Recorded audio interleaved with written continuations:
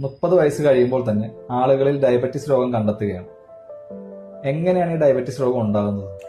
നമ്മുടെ ശരീരം പ്രവർത്തിക്കാനായിട്ട് ഊർജം വേണം, അല്ലെ? എനർജി വേണം. ഈ എനർജി നമുക്ക് കിട്ടുന്നത് നമ്മൾ കഴിക്കുന്ന ആഹാരത്തിൽ നിന്ന്. ആഹാരത്തിൽ നിന്ന് ഗ്ലൂക്കോസ് ഉണ്ടാകുകയും ഈ ഗ്ലൂക്കോസ് നമ്മുടെ ശരീരത്തിലെ കോടാനുകോടി കോശങ്ങളിലേക്ക് പോവുകയും ചെയ്യുന്നു. കോശങ്ങൾ ഈ ഗ്ലൂക്കോസ് ഉപയോഗിച്ച് എനർജി അഥവാ ഊർജം പ്രൊഡ്യൂസ് ചെയ്യുന്നു.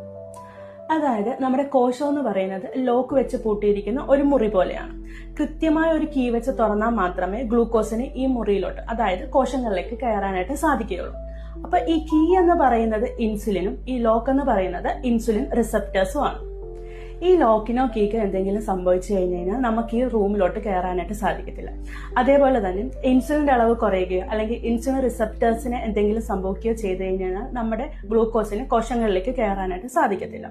അപ്പൊ രക്തത്തില് ഗ്ലൂക്കോസിന്റെ അളവ് ക്രമാതീതമായിട്ട് കൂടും. അപ്പൊ രക്തത്തിൽ ഗ്ലൂക്കോസ് ഉണ്ട്, അത് നമ്മുടെ സെൽസിന് യൂസ് ചെയ്യാൻ വേണ്ടിയിട്ട് പറ്റുന്നില്ല. അപ്പൊ രക്തത്തില് ഗ്ലൂക്കോസ് ക്രമാതീതമായി കൂടുന്ന ഈ അവസ്ഥയാണ് പ്രമേഹം അഥവാ ഡയബറ്റിസ് എന്ന് പറയുന്നത്.